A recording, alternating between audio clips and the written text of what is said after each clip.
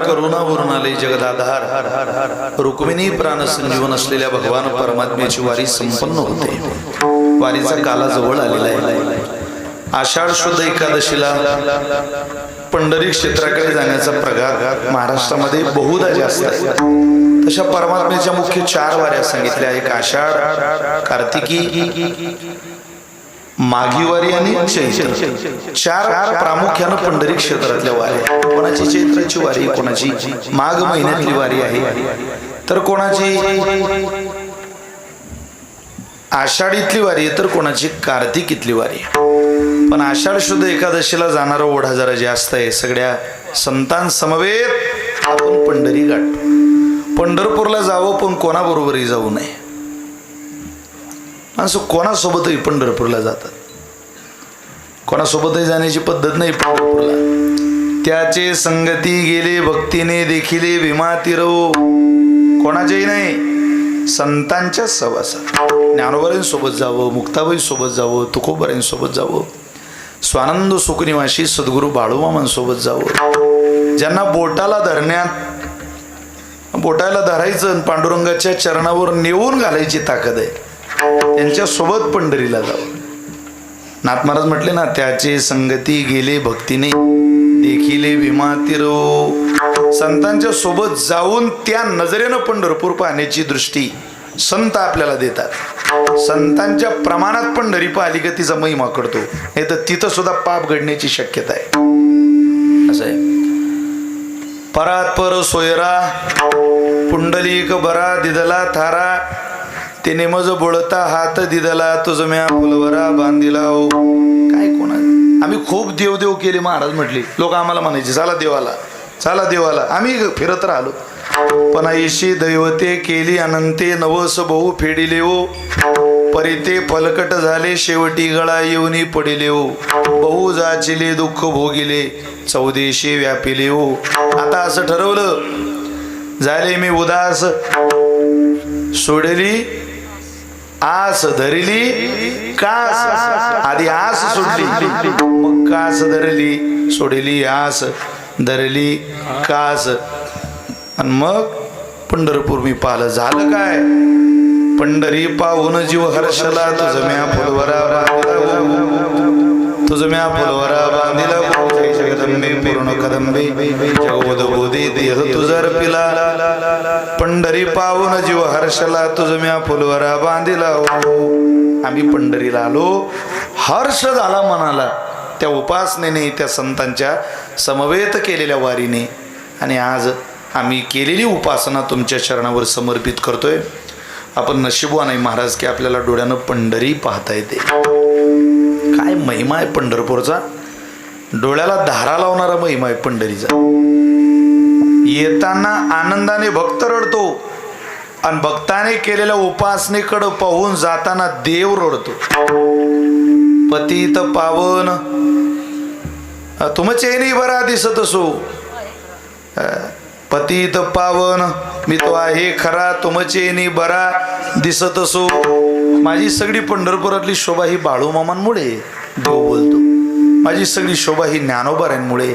माझे बाळूमामा आदमापुरातून या पंढरीला आले नसते तर मी कोणाशी गोड गप्पा केल्या असत्या, कोणाशी गोष्टी केल्या असत्या, कोणाशी मी बोललो असतो, कोणाशी हितगुज केलं असतं। पंढरपुरातली ही पंचक्रोशी हा परिसर नशीबवान आहे। काही अनादिकालाच्या तीर्थाला देव आलेला आहे।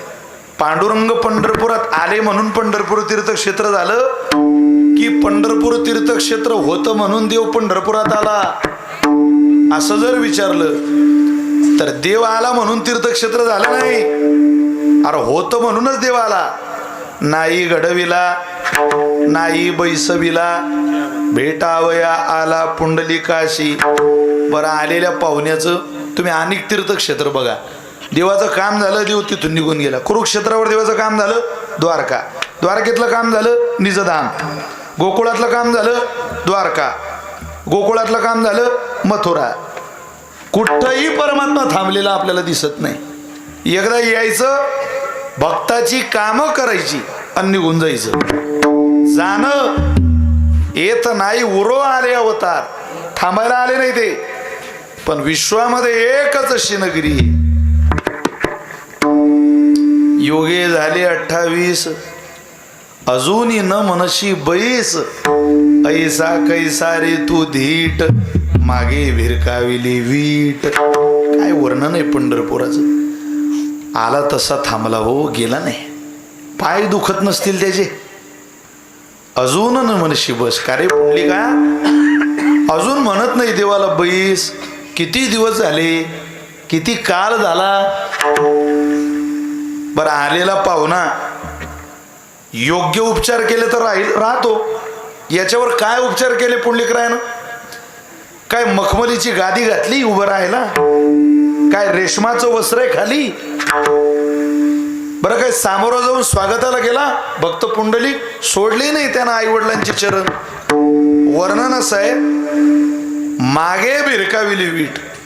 पुंडलिका मी आलो असं म्हणतोय जगाचा मालक. काय करावं पुंडलिकरायाने? आई वडिलांना सोडून द्यावं, देवाकडे पाहावं. पुंडलिकरायाने सांगितलं, देवा तुझ्याशी नंतर बोलता येईल, पण माझ्या मायबापाचा प्राण जर गेला तुझ्याकडे पाहता पाहता तर मी काय करू? हे घे, तुला उभं राहायला देतो, बैस, उभं राहा. ऐसा कैसा रे तू, मागे भिरकाविली वीट. वीट फेकली, पुढं नाही. बरं, पुढं फेकली असती तर ठीक आहे, बस स्वागत केलं. माग पाहिलं सुद्धा नाही वडून. बरं, ते काय रेशमाचं टणक वीट दिली उभं राहायला. बरं बाबा, इतक्या टणक आसनावर उभं करून सुद्धा कोळी कोळी मागणी माझ्या पुंडलिकरायानं तुमच्या माझ्या करता परमेश्वराला मागून घेतली. पुंडलिकरायाने सांगितलं, मूळ पापी जैसे तैसे उतरी कासे लावणी देवा. अरे पाप्यातला पापी येईल पंढरपूरला, असं म्हणू नको हा पापी आहे, त्याचा उद्धारच करावा लागेल. पंचमहापातकी विश्वासघातकी कोण येईल पंढरपुरात? किती पाप जन्मोजन्मीचं घेऊन येईल आम्हाला माहिती नाही, पण तुला त्याचा उद्धार करावा लागेल. म्हणून पांडुरंग परमात्मा उद्धार करतो, आपल्याला सद्गतीला नेतो, कृपेस पात्र ठरवतो. त्यावेळेला देवाचे आभार मानायचे नसतात.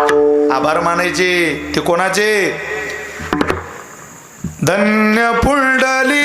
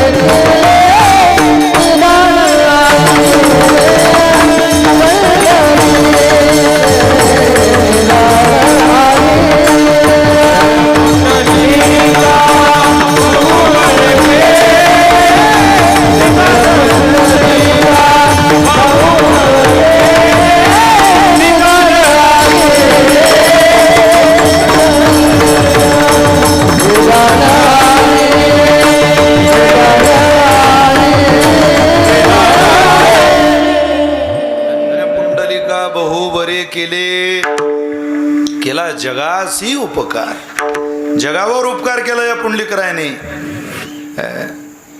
काय त्या पुंडलिकरायाच्या उपकाराचं वर्णन करावं? अशा संतांच्या उपकाराने जी पंढरी त्यांच्या प्रमाणातून पाहिली का मग जीवाला आनंद होतो.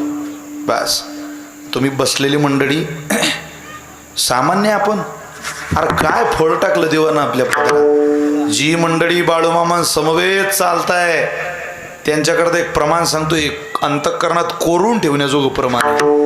निळा म्हणे यात्रेसी येती, पुण्या त्याची या नाही मिती, पाऊला पाऊली यज्ञाची घडती, प्रत्यक्ष भेटती परब्रह्म. जगाच्या पाठीवर एकच अशी यात्रा आहे, एकच शिवारी आहे, जिथं प्रत्यक्ष परब्रह्म भेट घेतो, बाकी वारी नाही कुठं. अरे पुण्य मोजता येत नाही.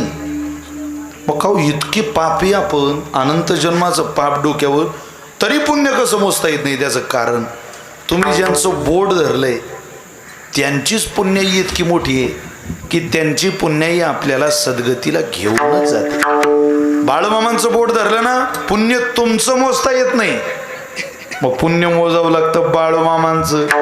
आणि संतांच्या पुण्याईच्या जोरावर देव पाहला. देवाची काय ताकद आहे महाराज. तुका म्हणे तुम्ही निरविल्यावरी मग मज हरी उपेक्षिना. बघ मात्र देव कोणाची उपेक्षा करत नाही, कोणाचा उपहास करत नाही. त्यामुळं पंढरीची वारी कधी चुकूच नाही. पायीवारी केल्याशिवाय माणसाने तो मरू नये. जर पायीवारी केल्याशिवाय माणूस मेला समजा, तर माणूस मेला असा निरोप देऊ नका.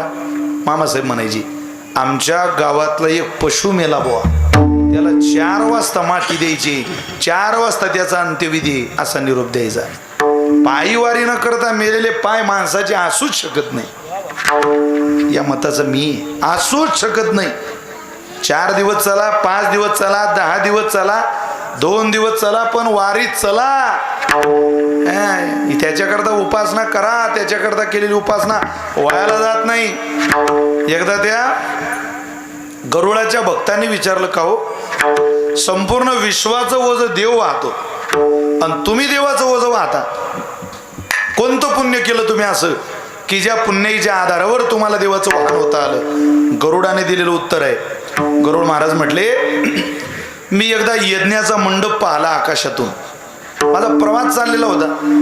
त्या प्रवासातून आकाशातून मी खाली उतरलो आणि त्या यज्ञाच्या मंडपात गेलो. तसा हा मंडप टाकलेला या माऊली कोस्टेरेच्या मैदानामध्ये बाळूमामांच्या दरबाराकरता असा मंडप पाहिला आणि मी त्या मंडपात गेलो. कोण म्हटलं असं? गरुड महाराज. मग काय केलं? काही नाही, तिथं वारकरी होते. मी त्या वारकऱ्यांना दुरून वंदन केलं.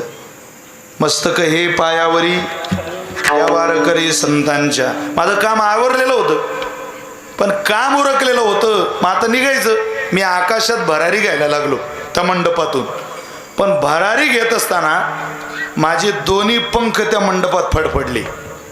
त्या पंख फडफडल्याचा परिणाम असा झाला, तो अख्खा मंडप झाडून स्वच्छ झाला. अख्खा मंडप. भगवंतानं माझ्याकडं पाहिलं, गरुडा, अरे निमंत्रण देऊन माणसं मंडप झाडायला येत नाही. तू न निमंत्रण देता मंडप झाडायला आला. तुला माझा आशीर्वाद आहे. जा, तुला गड्या मी माझं जीवनभर वाहन म्हणून सांभाळेल. न कळत मंडप झाडल्याचा परिणाम तुम्ही तर कष्ट करत पडला. अरे न कळत केलेल्या सेवेचा परिणाम जर देवाचं वाहन बनवतो, तर देवाच्या दिशेनं टाकलेलं प्रत्येक पाऊल आपल्याला भक्त बनवणार नाही. तुका म्हणे, श्रम केला अवघा आला फळासे. नाही, आमच्या वारीला 28 दिवस लागतात, पण नाठवे भूक तहान काय.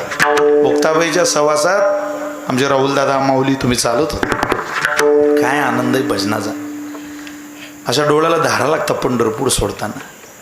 पंढरपूर पंढरपूरच आहे महाराज. तुम्ही कुठेही जा. मी देशातल्या सगळी तीर्थ फिरलो. गेल्या जानेवारीत विदेशातही जाण्याचा योग आला. पाहिलं सगळं. तिथून अयोध्येलाही आलो. पण खरं सांगतो तुम्हाला, हा काही इतर क्षेत्राचा अवमान नाही, पंढरपूर सारखा आनंदच नाही महाराज कुठे. पंढरपुरामध्ये कंटाळा आला तरी मुक्ताबाई आपल्याकडून उपासना करून घेतात, सेवा करतो. देवच आपल्याला उठवतो की ये बाबा. इतका प्रेमळ देव आपल्या सगळ्यांच्या पदरात आला हे आपलं नशीब आहे, आपलं पुण्य. आणि इतरत्र कुठल्या धर्मात जन्माला आलो असतो तर त्याची सेवाच घडली नसते.